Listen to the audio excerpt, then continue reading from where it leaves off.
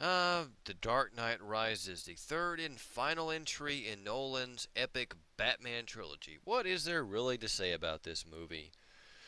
To get out of the way, I've been kind of here and there with Nolan's Batman. I've always felt like his movies were very realistic depictions of Batman characters, but in stripping them down so they could fit into this realistic world that he's created, you kind of lose a little bit of the magic. So you end up with a lot of characters that are sort of characters in name only, and that's kind of been prominent throughout his entire trilogy, and sadly that kind of continues on into this movie. But what are my general thoughts on The Dark Knight Rises? Saw it 2 days ago with a friend of mine, and I've just been letting it kind of settle in my head so I can digest it and actually give a really good or a fair review, not just talking about it after I just got out of the theater when my head isn't really settled yet. So let's get into the basic setup. It's been 8 years since The Dark Knight. Batman's been retired for 8 years, and they've built peace in Gotham City based on the lie that Batman killed Harvey Dent. When in reality, Harvey Dent became Two-Face, and he tried to kill. It killed a lot of people, or a few people, and Batman and Commissioner Gordon covered it up. That's basically where it starts at, dealing with the repercussions of that. Bruce Wayne has become like a shut-in recluse, very rarely ever seeing anybody else. And apparently, somewhere between The Dark Knight and The Dark Knight Rises, he's developed a bad left knee or a bad leg or some kind because he walks with a cane, and later in the movie needs like some kind of like mechanical knee brace to straighten his leg out. So I don't know exactly when the hell that happened. I know he took a beating as Batman, sure, but exactly when did his leg get messed up to where he couldn't walk on it properly? Maybe that happened when he fell with Harvey Dent. I don't know. Seemed to be running pretty okay after the event in the Dark Knight, but it doesn't really matter. That's besides the point. Like a minor nitpick. It doesn't really matter. But anyway, a little bit later in the movie, like actually towards the beginning, we get introduced to Anne Hathaway who plays Catwoman. And this is where the criticism of saying characters in name only kind of applies because they really did damn near nothing at all to put Anne Hathaway into the role of being Catwoman. She is a burglar who steals things and is manipulative, but apart from that, I could have mistaken her for being Batgirl if I saw her next to Batman and I didn't already know who she was supposed to be. Um, she didn't get into the role. They didn't really give her anything to sink her teeth into. It's really not a criticism on her part as far as acting goes. It's just there really wasn't anything there to work with. And by the way, this is spoiler heavy. Not spoiler heavy, but there are spoilers in this for various things. And if you don't want to hear it, then you may as well go ahead and just turn it off right now. So if you get mad, don't bitch at me about it because I warned your dumbass. I found the whole connection between Selena Kyle and Bruce Wayne or Catwoman and Batman to be pretty damn forced. They had very few scenes together where they really connected with one another and they learned things about each other and they basically kind of, had development as characters. It basically equated to Batman saying that I know there's more to you than this, in like two or three scenes, and that was about it. That was not much else happened until the very end when she kind of said, "Oh yeah, I guess there is more to me than just that. Now I'm just going to come back and save the day, even though I was just about to run out and leave Batman and the entire city to die or whatever else." I mean, that's not really convincing. It's a far stretch for me to imagine that Bruce Wayne and Selena Kyle end up together at the end of this movie after the whole climax. Bit of a stretch. I didn't really buy it.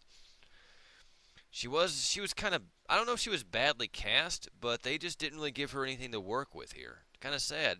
If given the right material, I think Anne Hathaway could have really done something with it. Now on to a bright point. I liked Bane.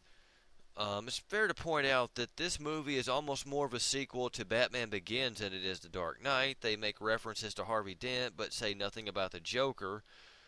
Um, Probably a good move, maybe, on their part. I don't know. It wouldn't have hurt to actually have given like a line of dialogue as to where he's at now, even if he's not in the movie. But they didn't do that. So Joker's totally out of the movie. So it's more of like a sequel to the Batman Begins movies in the sense that Bane was an initiate in the League of Shadows, which was the organization Batman was trained by in Batman Begins. And he's returned to Gotham City in order to sort of carry out Ra's al Ghul's will of seeing this city destroyed because it's corrupt. Let me just tell you, he kicks the dog shit out of Batman. Really good fight scene in the sewer area, and he totally demolishes Batman. I mean, he beats the crap out of him. It's really cool. Really good fight scene. Was actually surprised they used the backbreaker scene from the comic books in the movie, so that was a nice touch. Of course, Batman ultimately recovers from his back injury and faces off against Bane and uses the fact that Bane's mask is kind of like a medical thing covering his face and hits him a few times and knocks a few screws loose and ultimately gets the upper hand and, wins the day. But overall, Bane probably not as memorable as the Joker in a lot of people's eyes, but I thought he was pretty cool. But going back to the whole idea of Selina Kyle and Bruce Wayne being kind of forced, nothing reeked of forcedness more than another female character in the movie named Miranda, who was head of like this project that can't even remember the details. I mean, that might speak badly for the movie itself, that I can't remember it after like 2 days of seeing it, but suffice to say, she had a project going with Bruce Wayne, and ultimately, whenever he went back to being Batman, he signed over control of Wayne Enterprises to her, and they go back to his mansion and ultimately have a love scene together out of pretty much nowhere. Come to find out later on, this woman is actually Talia al Ghul, Ra's al Ghul's daughter from Batman Begins. Since Bane already knew who Batman was because he was a member of the League of Shadows, she obviously knew who he was too, so she basically slept with the man who killed her father, a person who she planned to kill anyway for no reason. I'd understand if she slept with him in order to get closer, to get trust, in order to gain control of Wayne Enterprises, but he signed all that over to her before she slept with him. So, like, what the hell? How does that make any sense? Why is it in here? It's pointless. It almost seems like they wanted to throw Bruce Wayne into the bed with somebody, but I guess Catwoman would have been too abrupt, but probably not much more abrupt than this. I don't know. It's bullshit, basically, to me. Ultimately, at the end of the day, my end review of this would be, if I had to give it like a 5, like out of 5 stars, I give it like 3 stars, maybe 3.5, I guess, if I was feeling generous.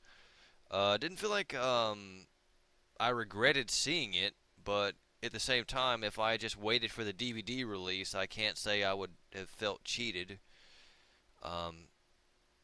It doesn't succumb to the ultimate flaw that, like, the third chapter of a trilogy always is crap. This movie is not crap. It's good. It, doesn't really reach the levels of greatness, but it's still a pretty good flick. And if you like Nolan's other Batman films, you'll probably be interested in this one too. So I'd say go check it out. I would give it a good recommendation. Just give it a shot. You might like it, maybe not, but that's pretty much what I have to say about it. So this is King Phenom 53, and that's the word on that. See you guys.